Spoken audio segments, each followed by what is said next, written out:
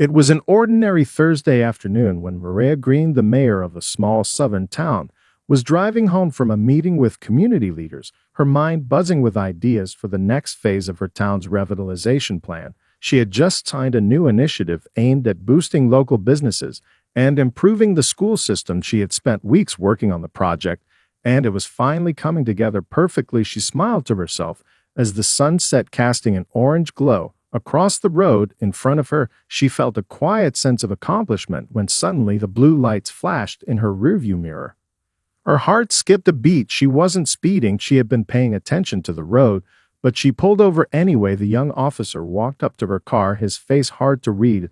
As he glanced at her through the window, she rolled it down and greeted him politely, though she could feel a slight unease settle in. The officer asked for her license and registration, and she handed them over without hesitation. As he looked at her ID, a small frown appeared on his face. He didn't recognize her name, and she didn't think anything of it. She had been in the public eye for years, but in this moment, she was just another citizen pulled over for what seemed to be no real reason.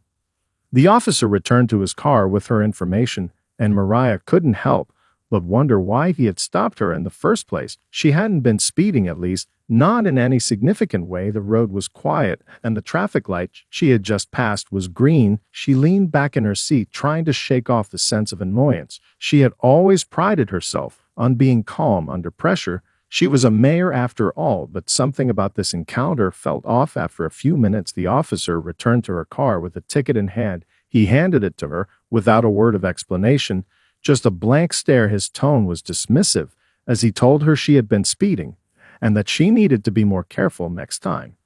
Maria took the ticket from his hand, her fingers brushing his slightly, and her eyes locked with his. For a moment, she could feel the subtle judgment in his gaze, but she said nothing. Instead, she nodded and thanked him before he turned and walked back to his patrol car. She sat there for a moment, stunned. It wasn't the fine that bothered her. It was the feeling that the officer hadn't seen her as a person, but as just another black woman to be dealt with in the same way he dealt with everyone else. The mayor of the town was just another face in the crowd, a simple infraction that he could dismiss without thinking twice about who she really was.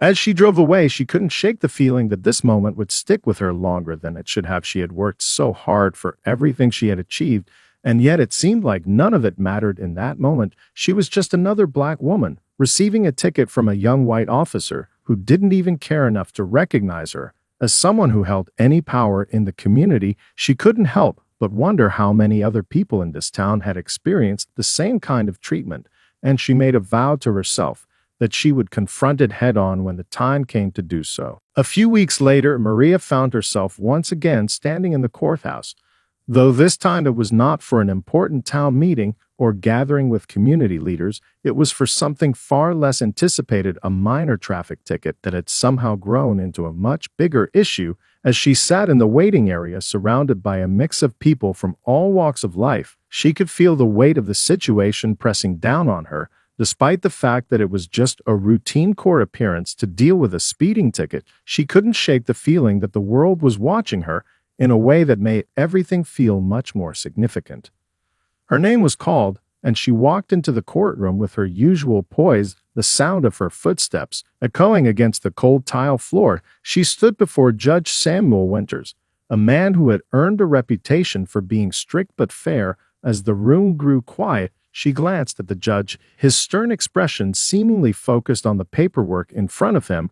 Without a hint of recognition, when he looked up at her, he appeared unmoved, his eyes scanning the details of the ticket with an air of indifference. "Ms. Green," Judge Winters began, his voice firm and authoritative, "you've been cited for speeding 20 miles over the limit. This is a serious violation." He glanced up at her briefly, but said nothing to acknowledge her appearance. As the town's mayor, his eyes simply moved back to the paperwork. "I'm imposing a fine of $300 and expect you to pay it promptly," he continued, his words cold and final. Maria stood silently, her heart beating faster than she would have liked. She could feel the eyes of the courtroom on her, but she refused to show any sign of discomfort. Her gaze remained steady as she took in his words. She was no stranger to the law, and certainly no stranger to being judged. But something about this moment felt different, something about the way the judge spoke to her made it clear he saw her as no more than just another name on a list of people who had broken the rules, not as the leader of their town, not as someone who had worked tirelessly to improve the lives of everyone in that very room. She nodded once, acknowledging the fine, and turned to leave without saying a word, her mind racing. As she walked out of the courtroom, the sound of the gavel still echoing in her ears. She had been calm, but inside her frustration was building. Why had she been treated with such disregard? Was it because of the assumptions people made about her as a black woman, or was it simply because the judge did not know who she was? What would have happened if he had recognized her as the mayor? Would he have treated her differently? Would he have taken a moment to consider the weight of his actions? Or had he just assumed she was someone who could be dismissed with a fine and a few harsh words? As she walked out into the hallway, a clerk who had been standing nearby glanced up from her desk, her eyes widening in realization.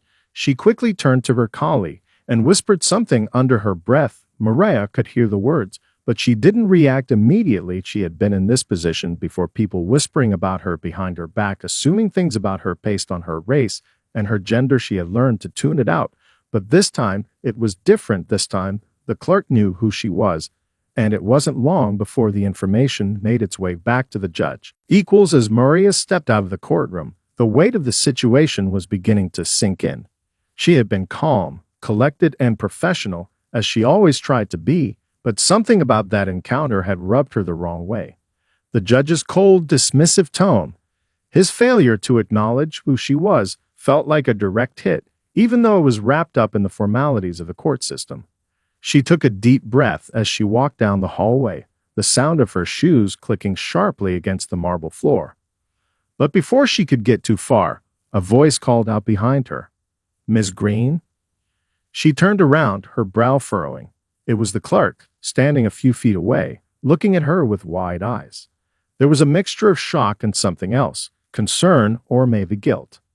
I just realized who you are," the clerk stammered, almost as if she were afraid to speak too loudly. Maria raised an eyebrow, already sensing what was coming. "You didn't recognize me earlier?" she asked, her voice even but carrying an edge of curiosity. The clerk's face reddened, and she quickly lowered her gaze. "No, ma'am, I didn't. But now I see. You're the mayor of the town. I didn't realize it was you. I'm so sorry." Maria blinked in surprise, the pieces falling into place. The judge had not recognized her either. That's why he had treated her like just another citizen who had committed a minor infraction. A sinking feeling settled in her chest, and she fought to keep her composure. It wasn't just that she had been fined. It was the realization that the system had treated her as if she didn't matter, as if her position and influence in the town were irrelevant.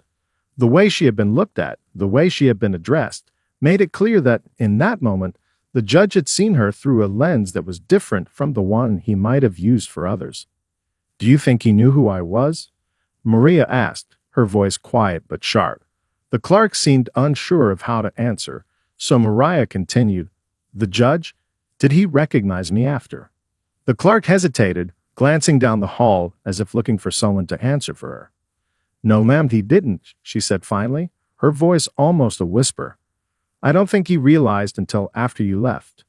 When I told him who you were, his face went pale, and he seemed, well, a bit flustered." Maria nodded slowly, feeling the sting of the moment. She could only imagine what the judge's reaction had been. Surprise, maybe even embarrassment. But it was the dismissiveness before the recognition that cut deeper. The fine wasn't the issue. It was the disregard. The assumption that she was just another person, a name on a paper. It spoke volumes about how she, a black woman in power, was still seen as secondary by some, as less than her position. Suddenly, Maria felt the weight of the entire encounter. This wasn't just about her. It was about everyone who had ever been dismissed because of their appearance or background, everyone who had been overlooked and undervalued despite their worth. She had hoped for fairness in that courtroom, an expectation that the law would treat her equally as it should anyone. Instead, she had been reminded of the subtle biases that often go unnoticed, that shape the way people are treated, even in the halls of justice. "I'll be fine," she said to the clerk, forcing a smile. "Thank you for telling me, but I need to speak to the judge." As she walked back toward the courtroom, she already knew this wasn't over. The fine could be paid, the paperwork could be filed, but the issue she had just encountered, assumptions made about her simply because of who she was not something that could be ignored. This was bigger than a ticket. This was a statement about the town, about the system, and about how much work was still needed to bring about true fairness. She was determined to address it head-on, to make sure no one else felt as invisible as she had in that courtroom. And in the process, maybe, just maybe, she would make those in power see that people like her, people who had fought to change the town, should never be overlooked again. The morning after her court appearance, Maria sat at her desk in the mayor's office, staring at the ticket in front of her. The fine was not the issue. It was the underlying message that had been sent. She thought about the many people who had probably experienced the same thing. Those who had been dismissed or marginalized because of who they were, how they looked, or their position in life. She had spent her career advocating for fairness and equal treatment for all citizens, but this experience made her realize how deep-seated the biases were in even the most trusted institutions. Her phone buzzed, snapping her out of her thoughts. It was a message from her press secretary, Ander. "Maria, we need to talk. The press is starting to catch wind of what happened in court yesterday. You should address it before it gets out of hand." She sat back in her chair and exhaled. There was no way to avoid it now. The media would run with this, whether she spoke out or not. The question was how she would frame it.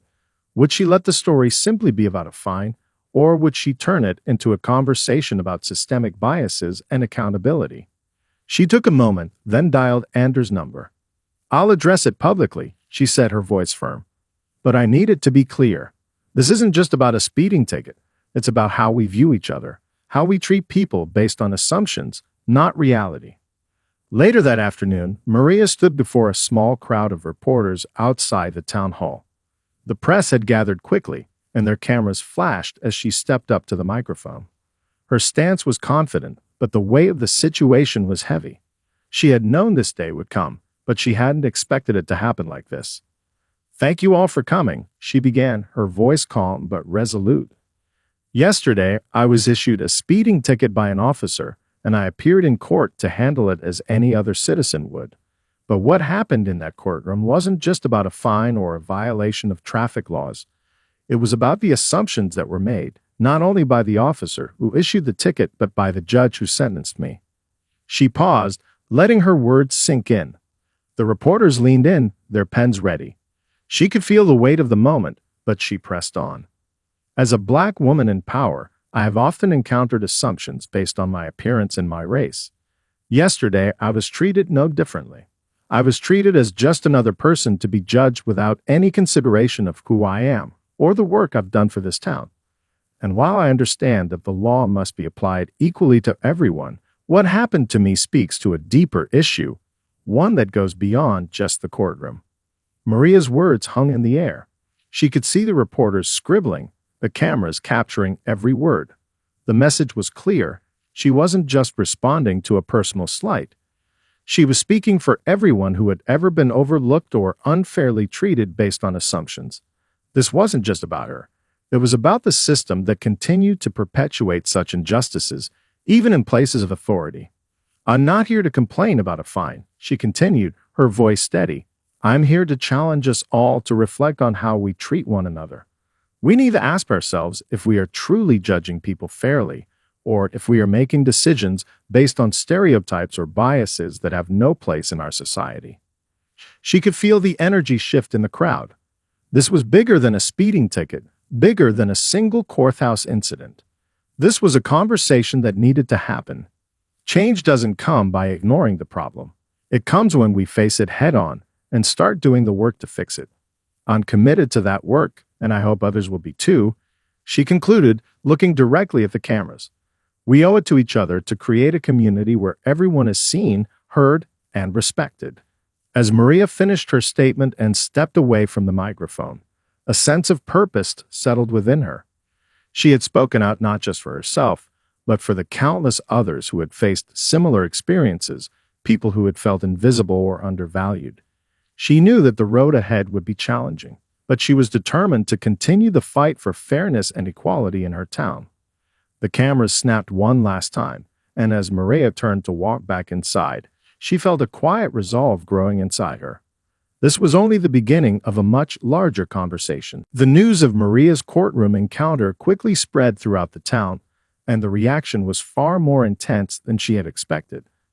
People from all walks of life reached out to her, some offering words of support, others questioning why she had taken such a strong stance over a simple ticket. But it was the unexpected messages that resonated most with her. Messages from people she didn't know, from individuals who had been silent in the past, suddenly speaking up to say they had experienced the same kind of treatment, whether it was in the courtroom, at work, or even within their own families. Maria knew the battle wasn't over, but the groundswell of support felt like a confirmation that she wasn't alone in this fight. The issue she had raised went beyond the confines of her own experience. It was about a larger systemic problem that needed to be addressed. A few days after her public statement, Maria received a call that surprised her. It was from Judge Samuel Winters, the same judge who had imposed the fine in the first place. She almost didn't know how to respond when she saw his name on her phone. She had expected the situation to end with her public address, but this was different. Mayor Green, his voice came through the phone, hesitating at first. "I wanted to personally apologize for the way things went down in court. I did not recognize you when you walked in, and I'm embarrassed by how I handled the situation. I wasn't aware of your position, and I acted without giving you the respect you deserve." Maria was momentarily taken aback. She had not expected an apology, especially not from someone in a position of authority. In her mind, apologies from those who hold power often come with strings attached, a desire for forgiveness rather than genuine accountability. But there was something in Judge Winters' voice that seemed sincere. "I appreciate your apology, Judge," she said, choosing her words carefully. "But it's not just about me. It's about how the system can fail people, whether they are in power or not. It's about making sure we all, no matter who we are treated with respect and fairness." "I understand that now," he replied, "and I assure you, this experience has changed my perspective. I'm committed to being more mindful in the future." Maria didn't know what to make of the conversation. Was it a genuine shift, or was he simply trying to smooth things over? Still, she had to acknowledge that the apology was a start. Not everyone in his position would have reached out to her directly.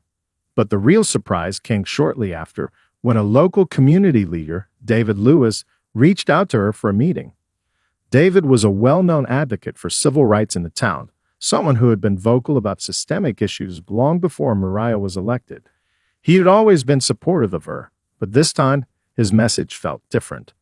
"I saw your statement," David said when they sat down in her office, "and I have to say, I respect the way you've handled this.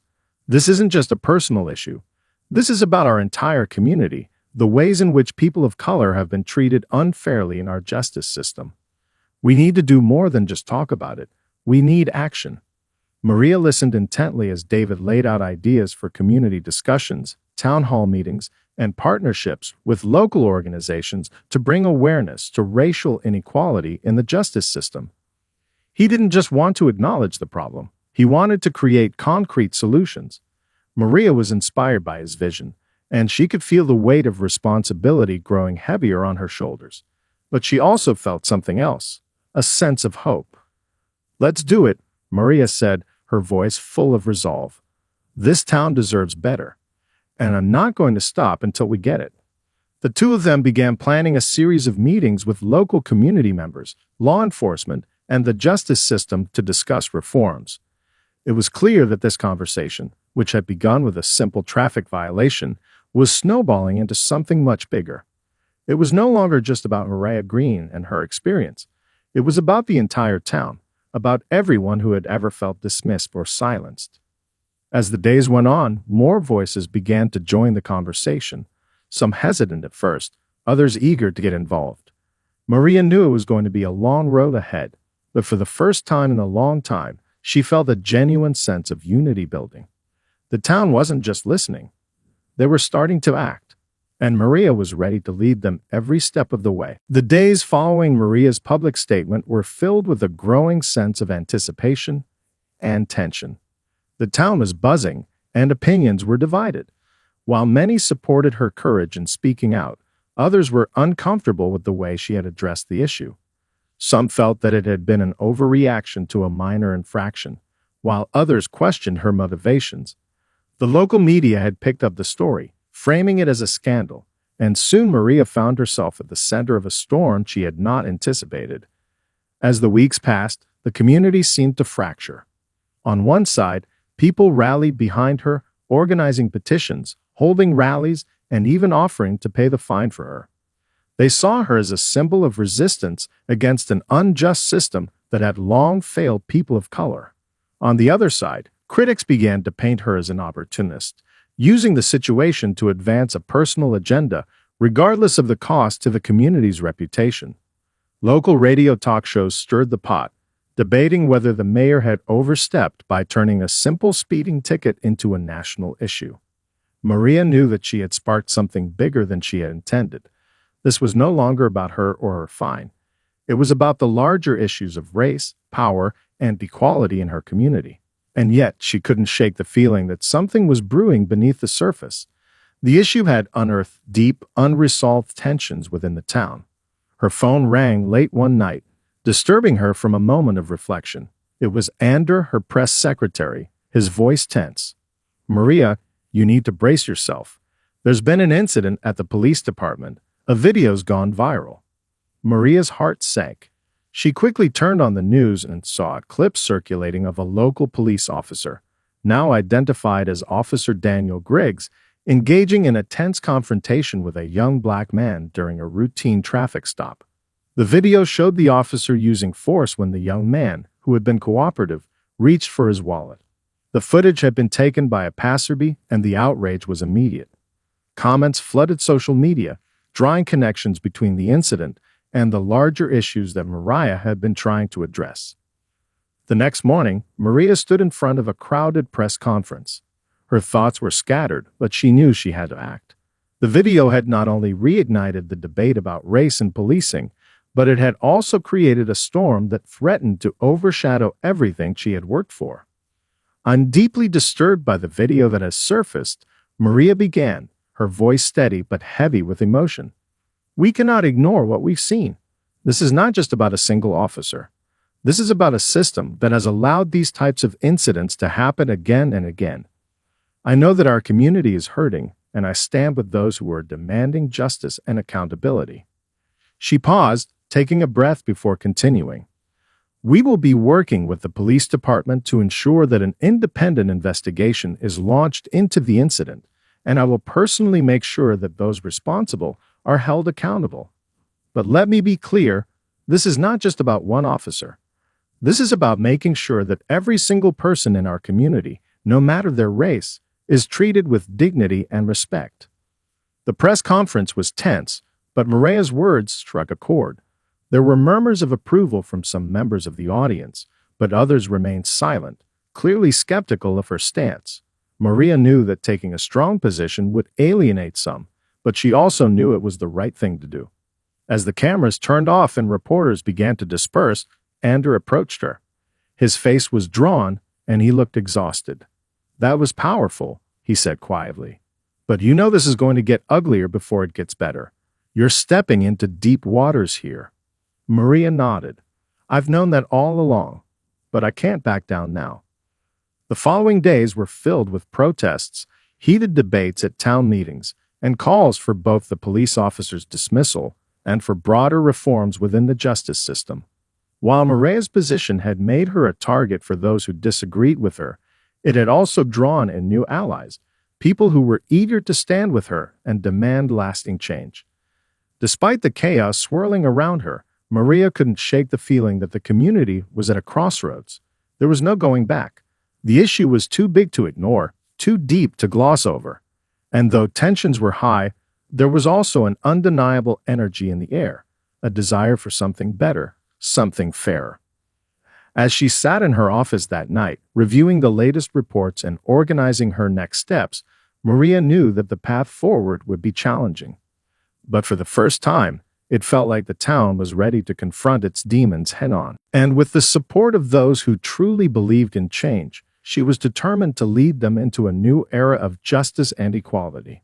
As the weeks passed, Maria's initiative to address systemic inequalities in the justice system gained momentum. Her public statement had sparked a much-needed conversation, but it was the town's response that truly marked the beginning of change. What started as a personal grievance over a traffic ticket had transformed into a widespread movement, with local organizations, civic leaders, and citizens coming together to explore how they could reshape the way people were treated in their community. The first town hall meeting was packed. Maria stood at the front, watching as more than 100 people filed into the community center, eager to listen, discuss, and contribute.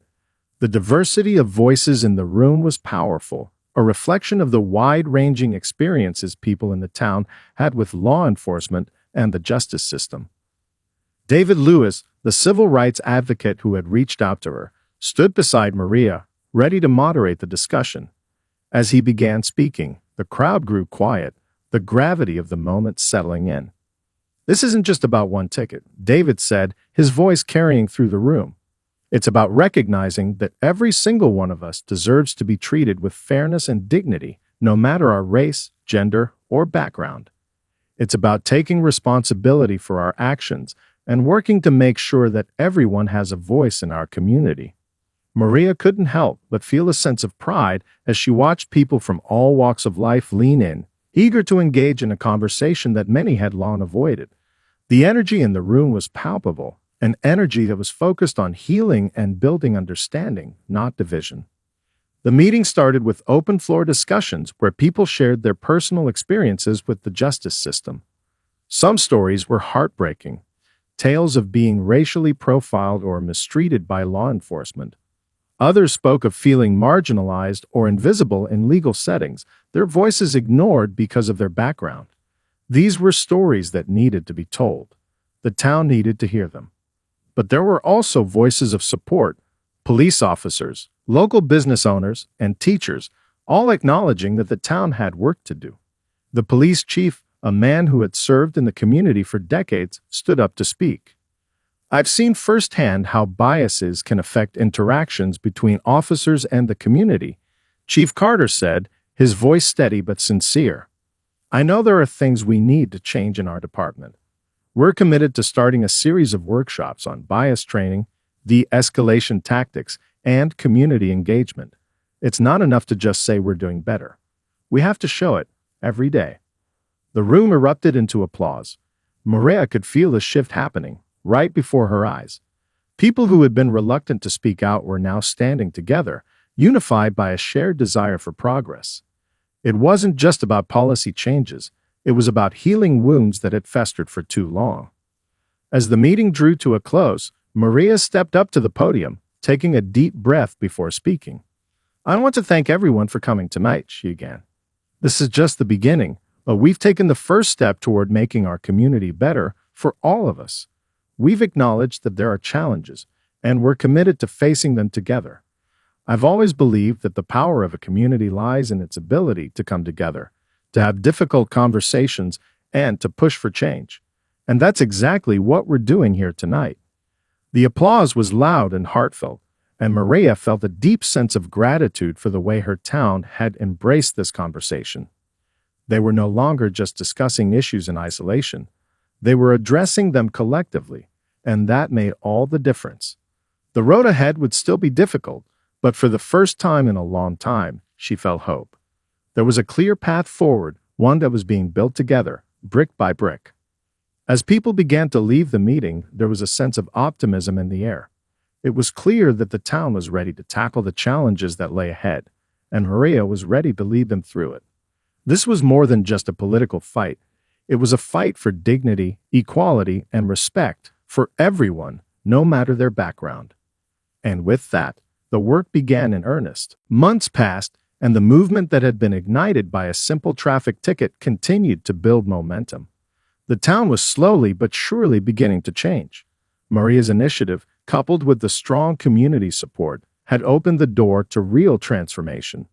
She had never imagined that a single moment of injustice would spark such a sweeping shift, but she was determined to keep pushing forward, to make sure that the conversation didn't stop. The town hall meetings became a regular fixture, and each one grew in size and significance.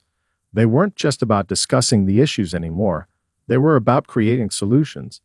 Local leaders, community members, and law enforcement began working together in ways that had never been seen before.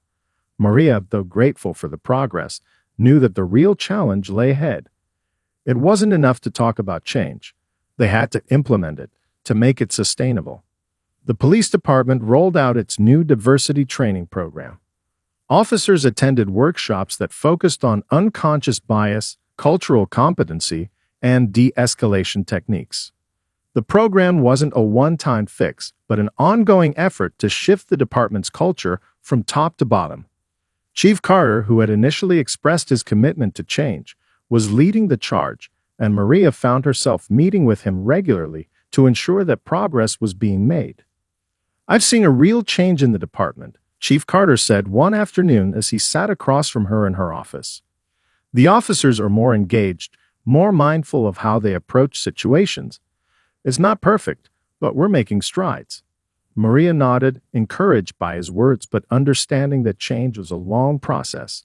She had seen enough in her years of public service to know that change, especially when it came to deep-rooted biases, didn't happen overnight. But the small victories were significant. Officers were attending community events, engaging with residents in ways they hadn't before, and taking steps to be more transparent in their practices. At the same time, Maria worked on strengthening relationships with local organizations that were focused on racial equality, education, and economic opportunity. She pushed for policies that would support underserved communities, such as increased funding for local schools, better access to healthcare, and job training programs for those most affected by systemic inequities. The impact of her efforts was becoming visible. Unemployment rates in the town began to decrease as new programs and initiatives were introduced. Public schools saw improvements as funding was allocated to support after-school programs and educational resources for disadvantaged students. More and more young people, especially those from marginalized communities, found new pathways to success that had previously been out of reach. But the true measure of progress wasn't just in the statistics, it was in the way the town began to feel. The air seemed lighter, more open. People who had once been reluctant to speak up were now finding their voices. Businesses were investing in the local community, knowing that they were part of something bigger than profit, that they were helping to create a place where equality and opportunity weren't just ideals but realities. One of the most moving moments for Maria came when she attended a graduation ceremony at the local high school. The student body was more diverse than it had been in years past, and as she watched the graduates walk across the stage, she felt a profound sense of pride. Many of the students had come from neighborhoods that had been historically neglected, but now they were stepping into the world with a sense of hope and possibility. After the ceremony, one of the graduates, a young black woman named Tasha, approached her. "Mayor Green," Tasha said, her voice filled with gratitude, "I just wanted to thank you for everything you've done. I wouldn't be standing here today without the changes you've helped bring about." Maria smiled warmly, her heart swelling with emotion. "You did the hard work, Tasha. I'm just happy I could be part of your journey." As the day came to a close and Maria walked out of the school, she reflected on everything that had happened. The road had been long and at times difficult, but the change was undeniable. It wasn't just about a fine anymore. It was about a community coming together to face uncomfortable truths, to address injustices, and to take meaningful steps toward creating a more equitable future. Maria knew that there would always be more work to do, more challenges to face. But as she looked around her town, she saw the beginnings of something new. A future where people were seen, heard, and valued. A future where change wasn't just an idea, but a reality.